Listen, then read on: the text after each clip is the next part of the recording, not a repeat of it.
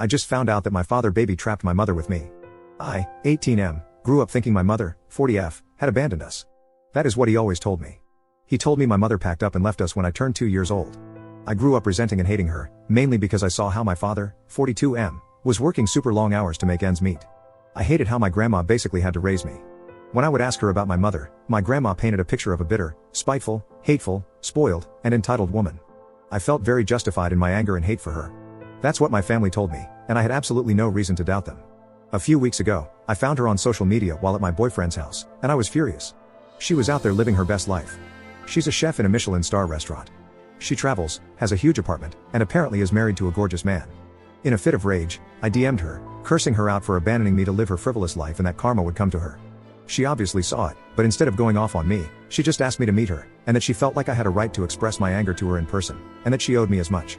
I was starstruck because my father said she never stood for the consequences of her actions. Without telling anyone, I agreed. She invited me to this amazing restaurant. She paid for an Uber for me and everything. It was awkward at the beginning. I kept berating her because I was so angry. I even cried a little. She just sat there and took it all in. I then asked her why she abandoned me. She said, "Do you really want to know the whole story? It's not nice, and you're definitely not going to like it. I've come to terms with being painted as the bad person in your life forever, and I'll just keep my distance." I just kept pressing her for the truth, and then she told me her side of the story. This is paraphrased to the best of my recollection. She told me that my father and her met shortly before graduating from university. At that time, my mother had said she didn't want to stay in that town forever. A few months after dating, my father told her that his landlord was evicting him because the apartment was needed for immediate family use. She offered him to stay at her place while he found something else. Months passed, and he wasn't doing anything.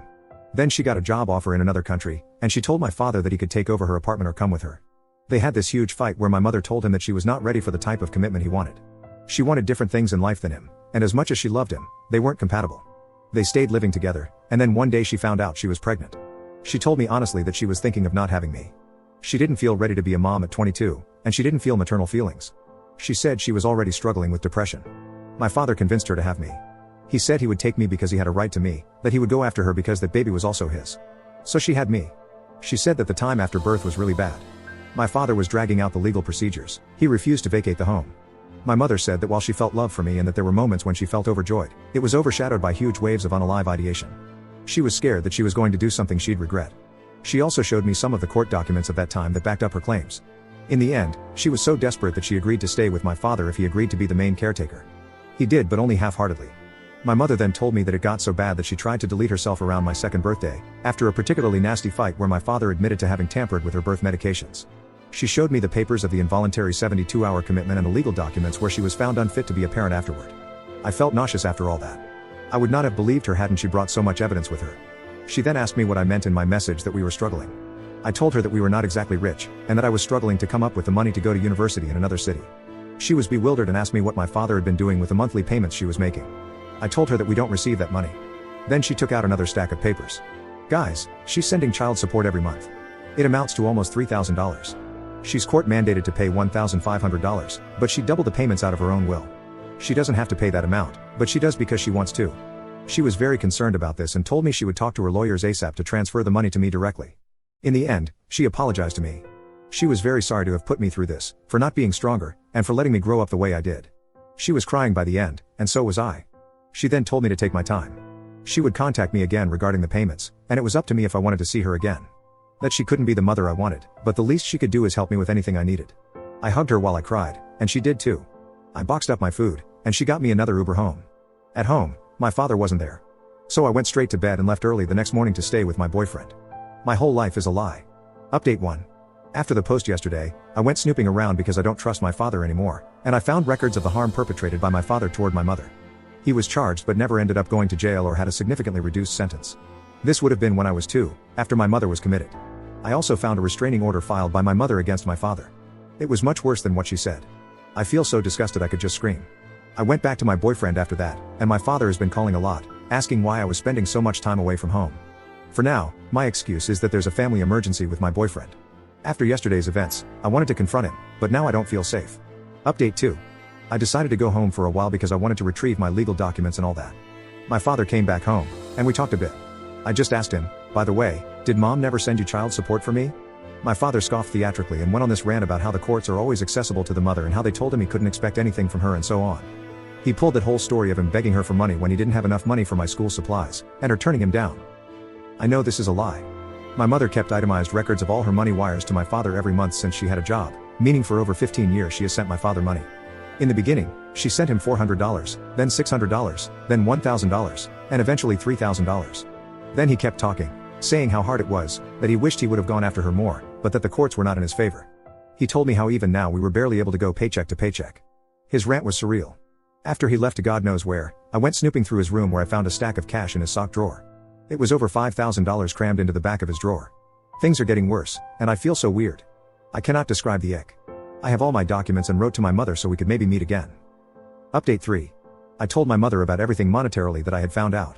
She said that legally there was not much we could do, but she spoke with her lawyer, and seeing as I am 18, she started the motion to begin transferring me my child support money.